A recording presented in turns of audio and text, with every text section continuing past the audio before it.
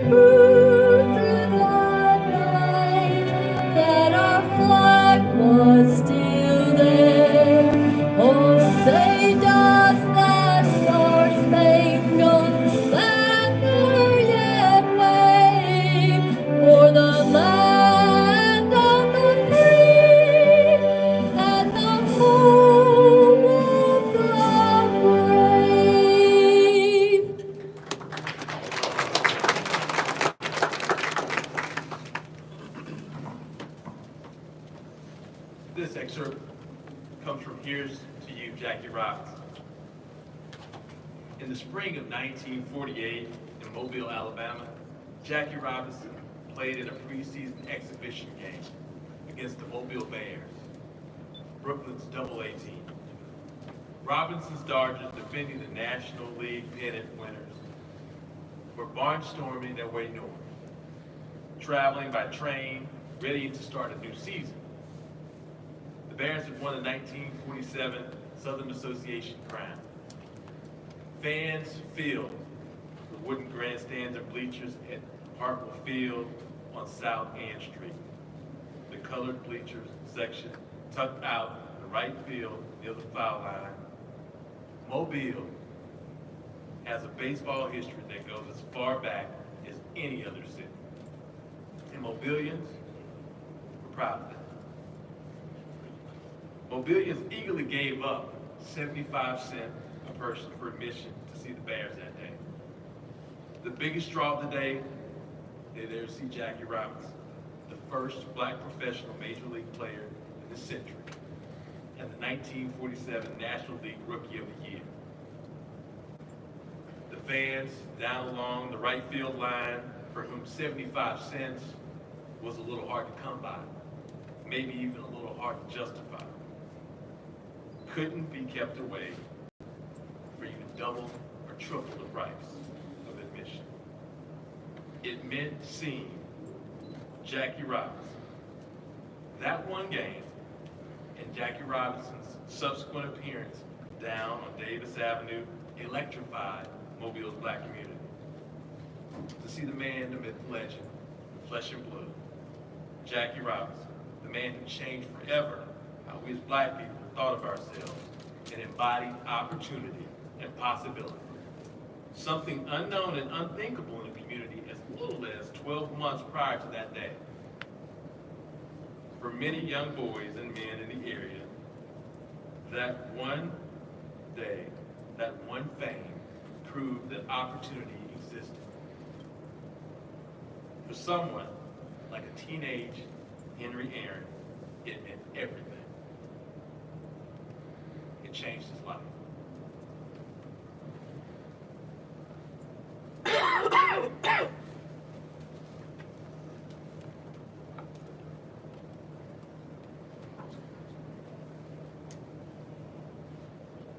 Once again, a standing ovation for Henry Aaron. So the confrontation for the second time. Aaron walked in the second inning. He means the time run at the plate now. So we'll see what Downing does. Down at the belt, delivers, and he's low. Ball one. And it just adds to the pressure. ignore the sound effects and stay a professional and pitch his game. One ball and no strike. Aaron waiting. The outfield deep and straight away. Fastball and a high fly to the deep left center field. Buster goes back to the fence. It is gone.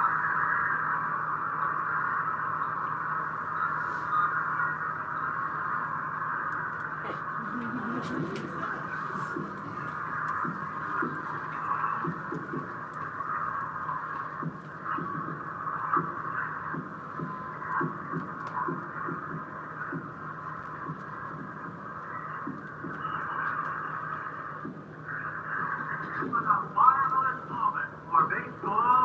What a marvelous moment for Atlanta and the state of Georgia. What a marvelous moment for the country and the world.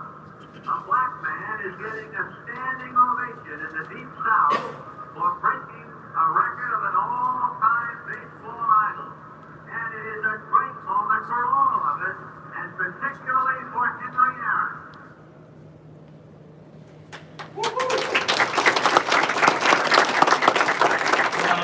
If that doesn't put goosebumps on you, I don't know what will. You know, what an amazing feat. Of course, the comment started with Jackie Robinson, how he broke the let's say the glass ceiling as we refer to it today. But you know, now there's so many of our baseball players that don't even have a clue of the price that he paid, you know, to set the way for what is going on today. We're here today because we want to make sure that we're, like Jackie Robinson is just a memory and part of history, we want to make sure that for Mobilians and anybody that comes to the city of Mobile, they'll never forget who Hank Aaron is. And that's why we have this meeting today to really talk about this courtyard that we've been talking about for a couple of years. And we have talked about this being a transformational project, and really the concept started with, you know, we have 5 baseball Hall of Famers, and what have we done other than write newspaper articles about them, possibly give them plaques and trophies and some recognition? We wanted to do something more permanent. But we also wanted everybody riding down Water Street or coming down Government Street to see something that would catch their attention to make them want to get out of their car and come to the waterfront, you know, to see what goes on here, participate in Cooper Riverside Park.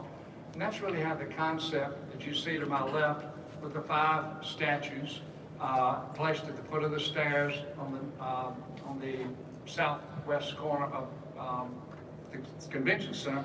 That's how it all started. So we've made a lot of progress, you know, since that time. But I want to read a couple of quotes because it's not just Mobilians who know what's going on in the city today. So Jane Forbes Clark, the chairman of the National Baseball Hall of Fame and Museum, she sent a quote for us today, and it reads, 5 legends of Baseball Hall of Fame were born in the city of Mobile, Alabama. Hank Aaron, Willie Mccovey, Satchel Paige, Ozzie Smith, and Billy Williams. We are pleased that these icons of the game will be honored with statues that will encourage future generations to aspire to their Hall of Fame example, both on and off the field. It is fitting their careers and their journeys to Cooperstown will be represented collectively in their hometown. The Commissioner of Baseball, Robert Manfred, writes, Mobile, Alabama holds a special place in baseball history. As the birthplace of legends like Satchel Paige, Henry Aaron, Billy Williams, Willie Mccovey, and Ozzie Smith, Mobile has produced some of our sport's most trailblazing sportsmen. I applaud Mayor Stimpson and his team for giving these Hall of Famers a permanent place on Mobile's waterfront so future generations of baseball fans can discover their hometown's contribution to the game we love. At this time, before we go on, I want to just, for those of you that may not have noticed, and maybe you've never met her, we have with us Billy Aaron, Hank's widow, and so I'm going to call on her just in a few moments to make some remarks. But we also have a lot of special guests. I see Cleon back there, Jones in the background. Thank you for being here.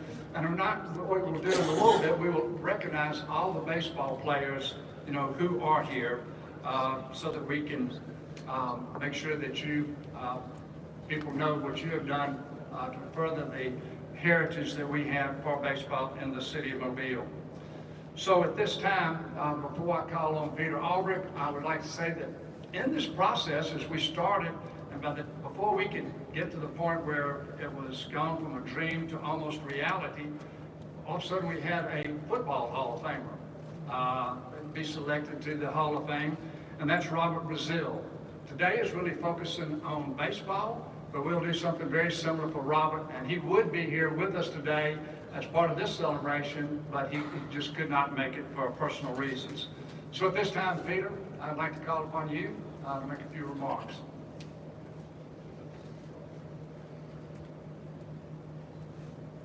Good afternoon, everyone. It's a pleasure to be here representing the Mobile Sports Hall of Fame, and we're just so excited about this project and how it will promote our great sports history that we have here in Mobile. I'd like to recognize Steve Clements, who's back here somewhere. There he is, our chairman, and Tom Withers, one of our board members, and a couple of inductees I've seen, Cleon and Jake Peavy in the back, and if I've missed anyone, I apologize for that.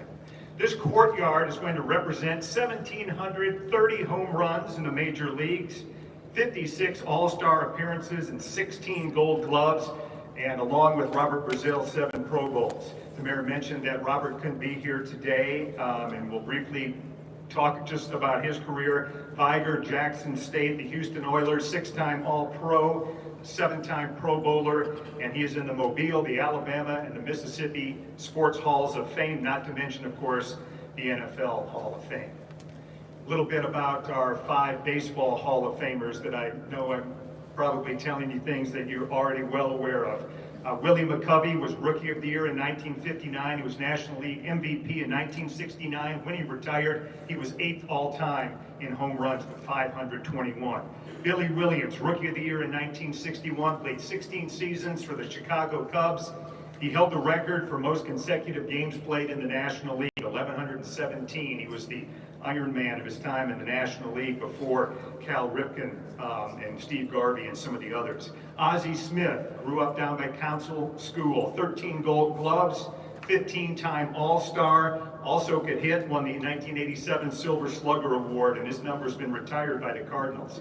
Satchel Paige, a legend of the Negro Leagues, played for some of the great teams like the Birmingham Black Barons and the Kansas City Monarchs, the Pittsburgh Crawfords, joined the integrated Major League Baseball in 1948 at the very end of his career, first black pitcher to appear in the World Series.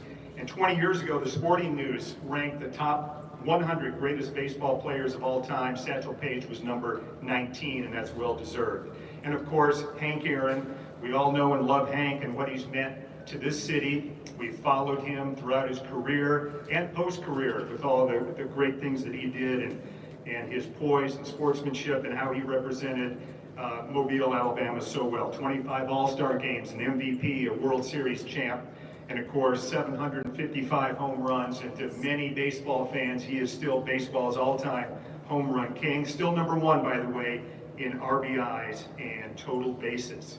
So that's pretty amazing as baseball's become much more of a hitter's game in recent years.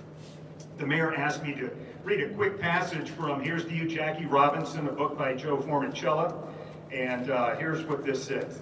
An undocumented but acknowledged statistic holds that during the middle of the last century, across a generation from the mid-40s to the mid-60s, more and better Major League Baseball players came out of Mobile, Alabama than has ever come out of any other area before or since. It's debatable, of course, and has been debated, another one of those baseball underpinnings, debating relative statistical merit. Just last year, the Mobile Press Register published a comparative list of players from the country's most prolific baseball towns: Chicago, LA, New York, and of course, Mobile came out on top. The list of luminaries from that time is replete with Hall of Famers, All-Stars, and champions. Hank Aaron leads the parade, followed by Willie Mccovey, Billy Williams, Frank and Milt Bowling, Cleon Jones, Tommy Agee, Tommy Aaron, Amos Otis, and many others. For part of the season, at least, the entire starting outfield of the 1969 Miracle New York Mets were native Mobilians. Starting National League All-Star teams of that era fielded more than half their players from Mobile. Years later, as a commentator, Frank Bowling would broadcast a challenge to anyone willing that he would put together a team of only Mobile players and beat any team from anywhere else. Dizzy Dean on his radio show once asked Hank Aaron, "What you all got going on in Mobile to account for all that talent?" And Hank's famous answer was, "Guess it's in the water." So apropos that these great statues of these sportsmen, this great courtyard, will be right here on our waterfront. Right now, I'd like to introduce Danny Courty, who is the president of the Mobile Sports Authority, and he's going to talk a little bit about how he came to select the artist to do this great project. Danny? Thank you, Peter. Good afternoon, everybody, and glad to see everybody here today. I got a call, I guess it was early in 2021, from Mayor Stimpson saying, we need you to put together a committee to choose an artist to put up statues of our sports legends. Of course, I know nothing about art, so what we had to do was go out and pull from several parts of the community, the arts community, of course, some of our board members on the Sports Authority, area sports figures, the Mobile Sports Hall of Fame, Peter and Steve, and several governmental leaders. So what we did, we pulled together a 17-person committee that we have met on and off through Zoom, in person, for several hours at a time to get us to where we are today. And what I'd like to do is just introduce those real quickly, and as I call your name, just raise your hand, because they were a very important part of this whole process, because we all kind of drew on each other in terms of where one was weak, one was strong, and we really feel like we came up with a good result. Our chairman of the committee and the chairman of the Mobile Sports Authority, John Williams. John? Peter Albrecht, you'd already heard from the Mobile Sports Hall of Fame. Matt Anderson with the mayor's office was also on the committee. Robert Brazile Jr., who could not be here today, was also a part of the committee.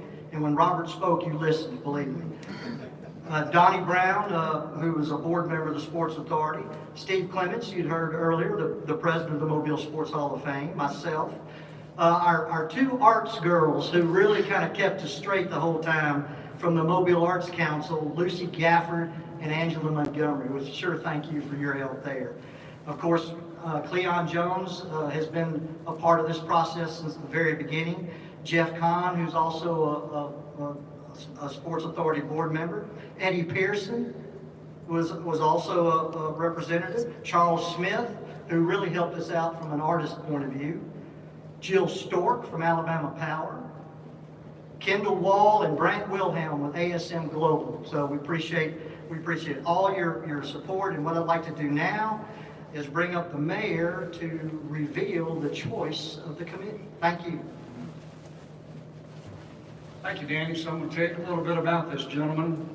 He has a bachelor's degree in sculpture from the University of Michigan and a master's in fine arts and painting from the New York Academy of Art. He's associate professor of art and director of graduate studies at the University of Missouri for the last 10 years. He currently maintains a studio in Grand Rapids, Michigan, where he sculpts presidents, politicians, athletes, coaches, and other leaders. Y'all join me in giving a big welcome to Brett Grill. Brett.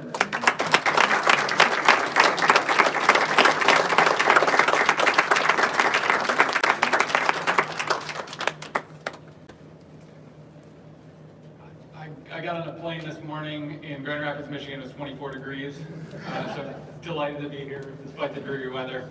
About midway through last year, like so many of the rest of us, I had been spending a little bit of extra time at home. Things had slowed down a bit, and it was a time to sort of reevaluate and be a little bit more reflective about my life and my career. And I got to thinking a little bit about how I was spending my time making sculptures.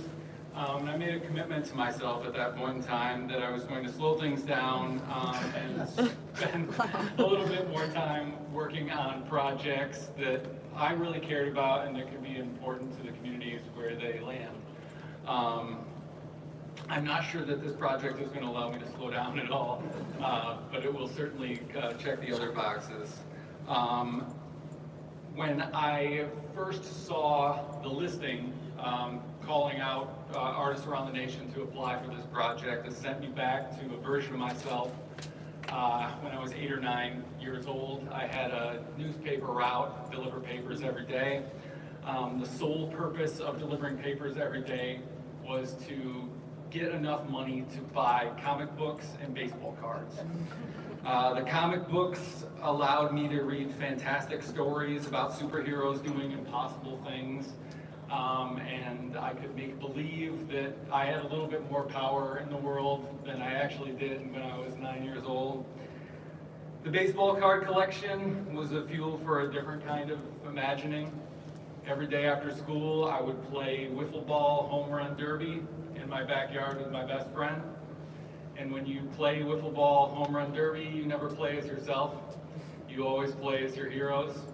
So more than once, I was Hank Aaron at 7:14, slamming that wiffle ball over the green monster, which was the weeping willow in the backyard.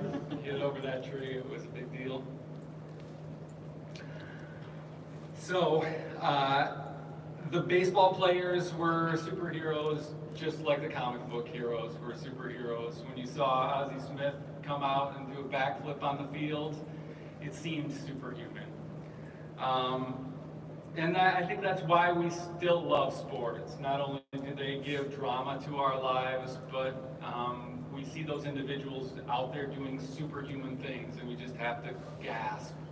It's almost like they were made of different stuff. Like they don't have the same number of bones or muscles that we have. It's something different that's inside them.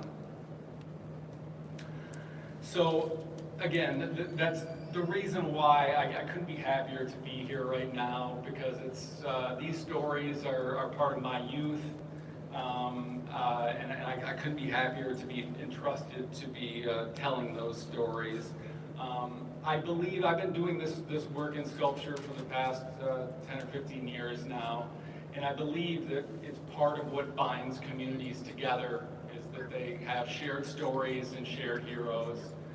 So that's precisely what this project seeks to do, and why I'm just delighted to be a part of it. So thank you, Mayor Stimpson, thank you, Matt, thank you for everybody that's been a part of the project up until now. I have the easy part. I get to make some sculptures and celebrate with the rest of you. Thanks.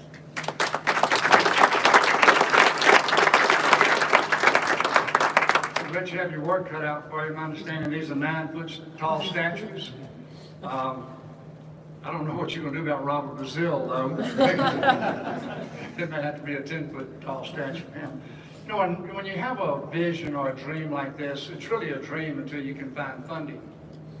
And what you do typically in a project like this, you start planting seeds of opportunity to people that you think maybe would be interested in helping fund a project similar to this.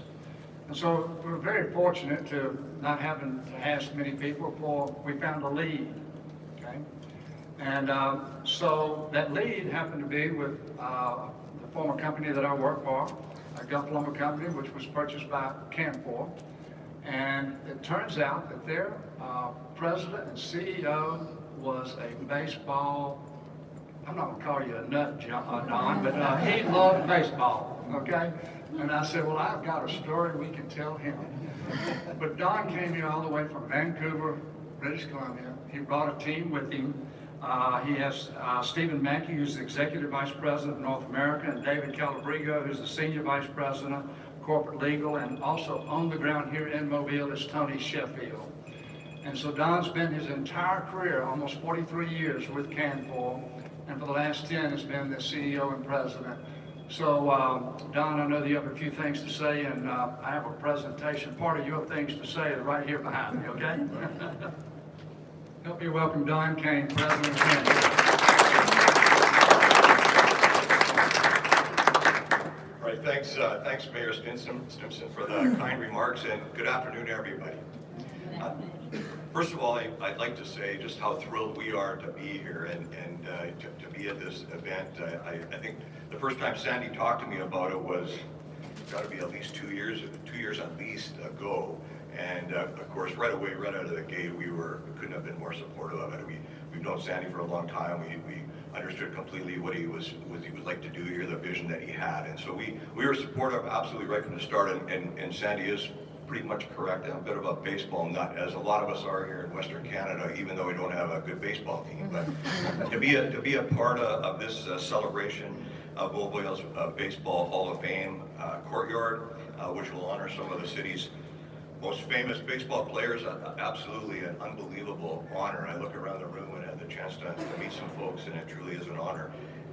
It's amazing that Mobile, as I was studying it up a little bit more, that Mobile has more homegrown members of the Major League Baseball's Hall of Fame than any other city in the U.S. on a per capita basis, which is pretty impressive, really. So just for Canfor, just briefly here, which operates as Canfor Southern Pine in Mobile and into the United States, we just are very, very honored to have the opportunity to sponsor Hank Aaron's statue. Hank and other players who will be featured in the courtyard will serve to highlight the important contributions that black players from Mobile have made overall to Major League Baseball. And so I'd like to acknowledge, and I know you did, Mayor Stimpson, as well, Hank's wife, Billy Aaron, who is joining us today, along with Satchel Paige's children, I believe, as there will also be a statue of Satchel here as well in the courtyard. Hank Aaron started his career with the Negro League and then played primarily for the Braves organization, as most of you probably know, while he was in the majors. And it was due to his rookie year with the Braves that he became known as, and I love this, as Hammerhead Hank, due to his exceptional batting success. And while Hank broke many records, he's probably best known for breaking Babe Ruth's home run record, which was truly an amazing accomplishment over those 23 seasons that he was in the majors. In 1982, Hank was inducted into the Baseball Hall of Fame, which he absolutely deserved based on his very impressive baseball career. And I just one little addition. I had dinner with Sandy last night, and I read several books about baseball in Mobile, and of course Hank is always in there. But I was talking a little bit about leadership and about dedication and commitment around that. And one of the things I was reading about is how Hank, to hone his baseball hitting skills, hitting baseball caps with a broom handle. I can't imagine having to be able to do that. I read that several times, but just the dedication and commitment that obviously Hank had is just truly remarkable. So for Canfor, we're focused on increasing diversity among all of our employees, and we're working to ensure every single employee across the company feels included and is ensuring equity among every one of our employees in every area that we operate. And we're so pleased to have this opportunity to support the same principles with the City of Mobile, and I know that Mayor Stimpson and his government are committed to recognizing and reflecting Mobile's black history along with the city's baseball legacy. So I'm looking forward to the completion for sure of the courtyard and the unveiling of the statues. Hopefully we can get back here for that also. It'll just be a great day for Mobile. But as I said at the start, you can't imagine on behalf of all of us how thrilled we are to be a part of this. It's just this unbelievable legacy, and Mayor Stimpson, we appreciate the invitation. So thanks very much for the opportunity.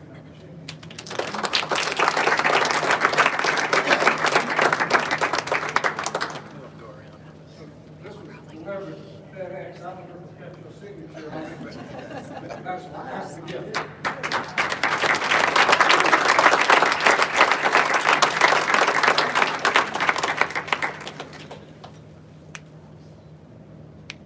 Four more to go. Write another check. Now, the next part of this, I want to introduce the City Council President C.J. Small. We have William Carroll, Ben Reynolds, Corey Penn. We also have County Hudson Commissioner. The part of that funding that we talk about, although there are benefactors, the City Council has to make those decisions, enter into contracts, also to contribute to this.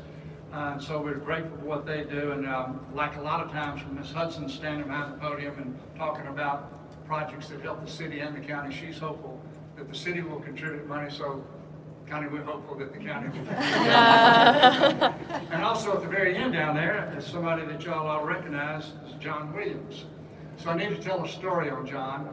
We were standing out at the foot of the steps. And this was the very first time Cleon was down there, and we were talking about this concept, and Cleon was telling us all the opportunity of these teams that we could put together in Mobile, just like Frank Boland had said, put up against anybody in the country.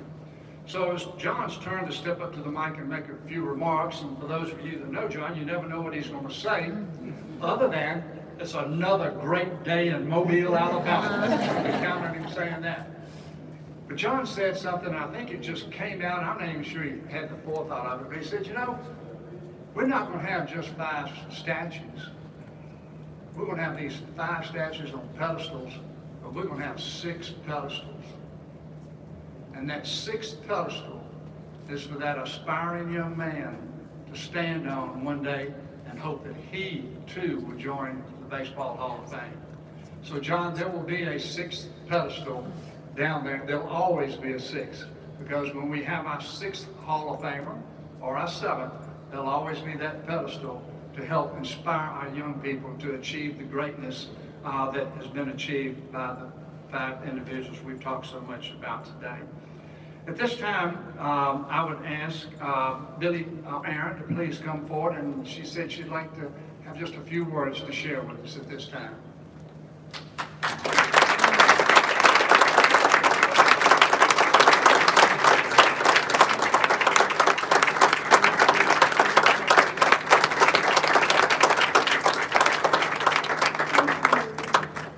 Thank you so very much, Mayor Stimpson, and to all of you.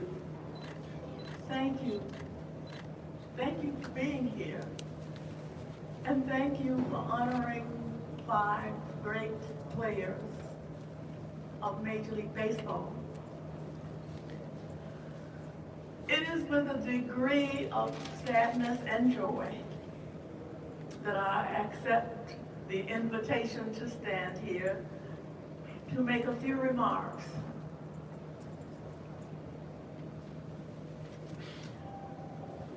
Henry and I were married and on life's journey for 47 years. That tells you about how old I am. But you didn't need that. All you have to do is look at my hair, or look at my head, and look at my face. So I'm up there. I was close to him in age. I don't know what more I can say except thank you. Thank you so much for making this a reality. I have heard on many occasions the desire on the part of many Black Mobilians to have statues and other kinds of recognition for the Hall of Famers and for those players who made outstanding contributions to Major League Baseball, including Cleon Jones. Thank you, Cleon, for the call and for the information that you gave me that made me change my plans and come. There is a destiny that makes us sisters and brothers. None goes his way alone.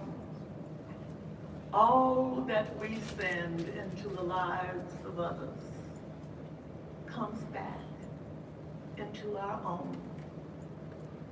I witnessed that as the wife of Henry Aaron. I witnessed that as a person who in her own right had a career, and through that career fortunately met Henry Aaron. I was working at WSB television station in Atlanta when Henry Aaron came on as one of our guests, and I interviewed him. Or tried to. He asked me if I needed some help after the interview was over. Did I need him to help me formulate some questions? And I had to admit that I did need help because I had been to one baseball game, knew nothing really about baseball. But I had tried to do the interview because the promoter and the producer of Today in Georgia insisted that I interview Hank Aaron. So that was my pleasure and my joy, as today is my pleasure, my joy, and my honor to be here to see this project take flight. Mayor Stimpson, I hope to be among the ones who come when it is complete, again, to witness this great event. And thank you, sir, for all that you've done and all that you're putting into it. And thank you, sir, for your remarks. Well, I'm reminded, I know Rachel well. We spoke a few weeks ago. Rachel Robinson, who is the widow of Jackie Robinson. Rachel will be, I think, either 99 or 100 come June. I think it's maybe June 10 or in the month of June. She's doing rather well. She's frail, but she looks good. She doesn't look like a 100 or nearly 100-year-old lady. Jackie's daughter, Sharon, is not doing too well. Jackie's son, David, lives in Africa, has a coffee farm where he raises good coffee beans, I understand, and sells coffee. But he was home the other day when I spoke to Rachel, and he too was looking good. That's just kind of an update on the Robinsons. But I heard enough about Jackie and Henry's encounter with Jackie after having skipped school and after having heard him make some remarks about himself and the career that he had as the first African American to play Major League Baseball. So Henry did tell me quite a bit. I won't bore you with that story. As a matter of fact, I won't bore you with further words except to say, the lives of great men all remind us we can make our lives sublime. And departing, leave behind us footprints in the sands of time. Thank you.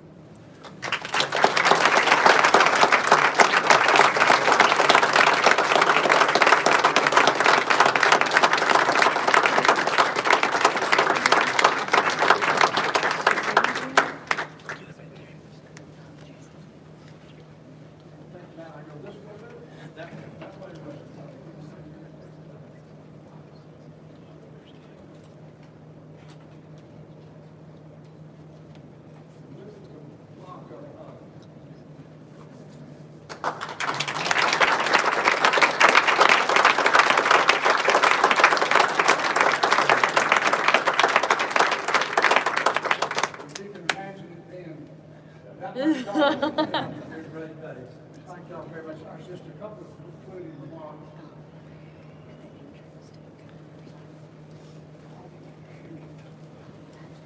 In putting this together today, we started looking through our list of people that have also, as I said, carried on the tradition of baseball.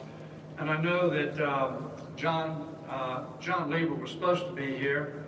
John was with the Kansas City Royals. Is Lance Johnson here? We'll call out a few names just to see. He played with the St. Louis Cardinals. Terry Adams. Hey, Terry. Thanks for coming. With the Chicago Cubs. Thank you very much for being here. Jake Peavy. Everybody knows Jake. Good to see you, Jake, with the San Diego Padres. Cleon Jones, the Miracle Mets. Cleon Stan.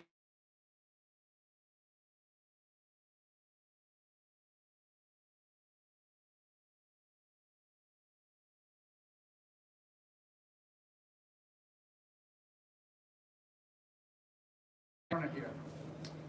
So that concludes our program, but we do have a reception over next door. But before we actually go to the reception, I'll give the media an opportunity to ask one or two questions, or would y'all prefer to do it in the reception?